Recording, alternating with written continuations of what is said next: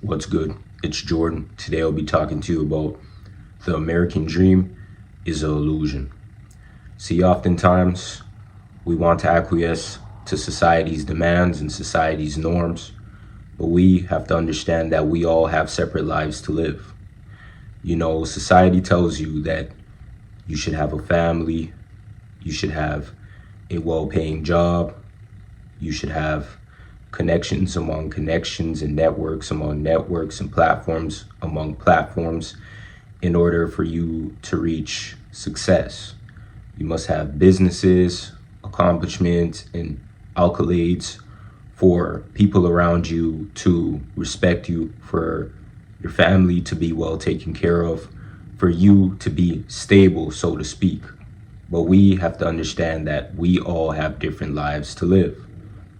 Are we going to live the life of what the world tells us to do? Or are we going to follow God and live the life of what God tells us to do? See, there are many people in this world that accomplish so many different things. They've achieved so much in this world and have the quote unquote success that people want. But we have to understand that some of those people still feel empty.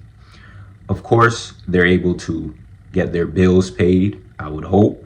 Of course, they're able to have properties, businesses, investments. They're able to do these things. But the fact of the matter of still not feeling fulfilled and still not feeling like you're at a point in your life where you understand life and you're able to just live and live in peace, that doesn't happen so much. Many times, some of these people are alcoholics, drug addicts, drug abusers. They're greedy, and they continue to actually do these things in order for them to fulfill themselves, fulfill their families, and to build quote unquote generational wealth. See, we have to understand that there are some people who've done things in this world legit through the right way and was able to build generational wealth, was able to take care of their family, was able to do the right things and come out quote unquote successful. Pay attention to those people who do the right thing and are able to get far in life. But the fact remains that doing the right thing in this world sometimes is very slim to none, and many times a lot of people do the wrong thing.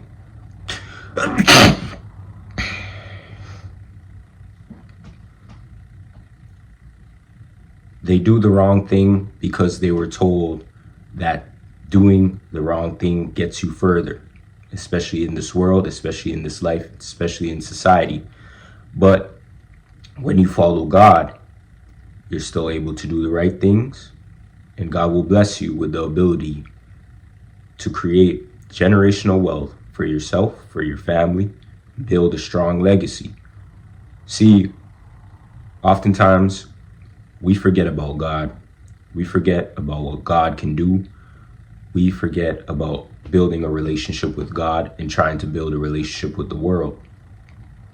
People will give you all sorts of different advice of what you should do, but don't listen to the advice that will put you in a negative position. Do the right thing. Do the right thing even when it's hard. Why? Because when you do the right thing even when it's hard, you come out victorious. You don't have to look behind your back all the time. You don't have to think about all the things that you've done wicked in this world in order for you to achieve and gain. You do not have to think about these things. I try to hold to doing the right thing in everything that I do. It is hard, yes, but I feel relieved that I don't have to watch behind my back. I feel relieved that nobody has to ask me questions about how I was able to do this, how I was able to do that. I live according to what God wants me to do. So when you live according to what God wants you to do, you do not have to worry when situations happen or situations occur. Understand that in this world and in this life, you're going to be swayed left, right, and center. We cannot be swayed left, right, and center. If we are swayed left, right, and center, it is dangerous. It's dangerous for ourselves, our family, the people who care about us, our supporters, our loved ones, and we cannot let that happen. We have to be realistic about our visions and our goals in this life. Some people want the best relationship, the best family dynamic, everything of this world that comes with just the illusion of being the best. Sometimes so other people could validate them and make them feel like, yes, you are the best. Other times because they want to validate themselves and feel like they are the best. But most of the time, a lot of times, individuals in society do things for validation, and we need to stop that. External validation is dangerous because you start doing things out of the unordinary in order for people to tell you that you're doing good in this life, in order for people to make you feel like you are a great person, in order to make people feel like you are a status of success. We're all a work in progress. When we understand this, we change our outlook on the world and what we see on a day-to-day basis. Sometimes we may be on social media and see other people doing things in their own life. And there are people out there who feel like, why is this person doing this? Why is this person able to go on this trip? Why is that person able to conduct themselves in a way where they're able to gain relationships? Why is this person able to have properties and businesses? We need to focus on the important things. When I personally see that somebody is striving on social media, I get inspired and actually want to speak to that person and ask them about their path and their journey. Others get envious and jealous and feel a way about it. I personally do not have the time to feel about how others feel about when it comes to success. I rather just ask people about their journey and their path and their process and actually understand where people are coming from. This jealousy and hatred towards another person because they're able to conduct themselves and do certain things just does not make any sense to me.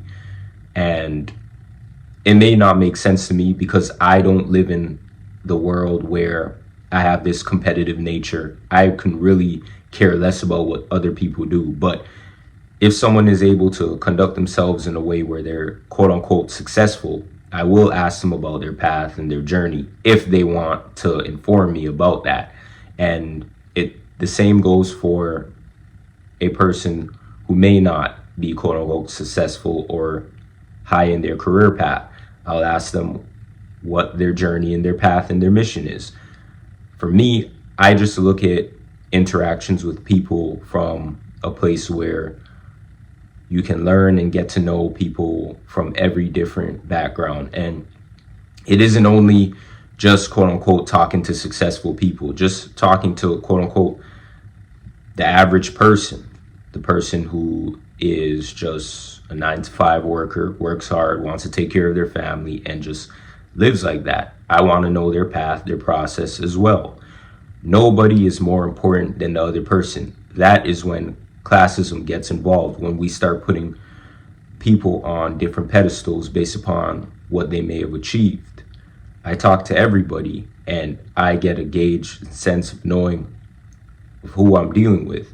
And I do not treat people based upon how far they may have gotten in society. That is the trick. We have to be authentic in everything that we do. And everyone that we interact with along the board, we have to be fair. We cannot look at this person because of how they look, the color of their skin, and decide that we want to be colorists, we want to be racist based upon other people and where they come from, their background history, the countries that they may come from, and look at another person higher than them. Across the board, we have to be fair. We have to be fair with everybody, especially our own selves. When we look at it from that perspective, we're able to conduct ourselves in a way that God wants us to conduct ourselves, because we all are humans. But we have to understand that in this life, we were placed in a position where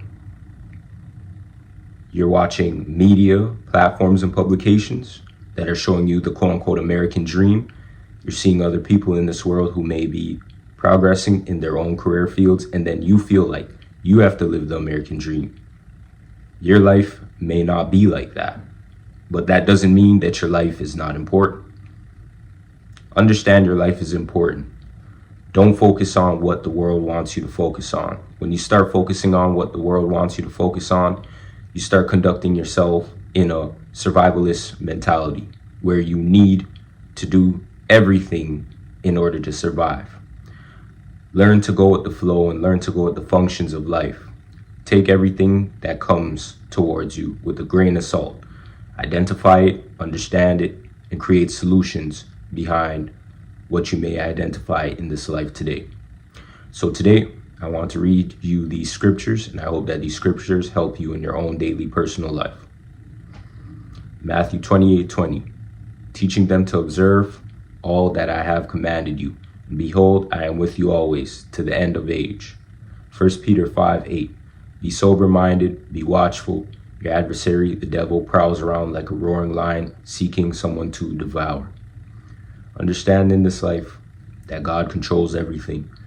God controls our life. We must turn to the Most High in the good times and in the bad times, and understand that your life is important today. Strive to work hard, to grow, to conquer your goals and objectives, and understand that God cares about you today. Peace.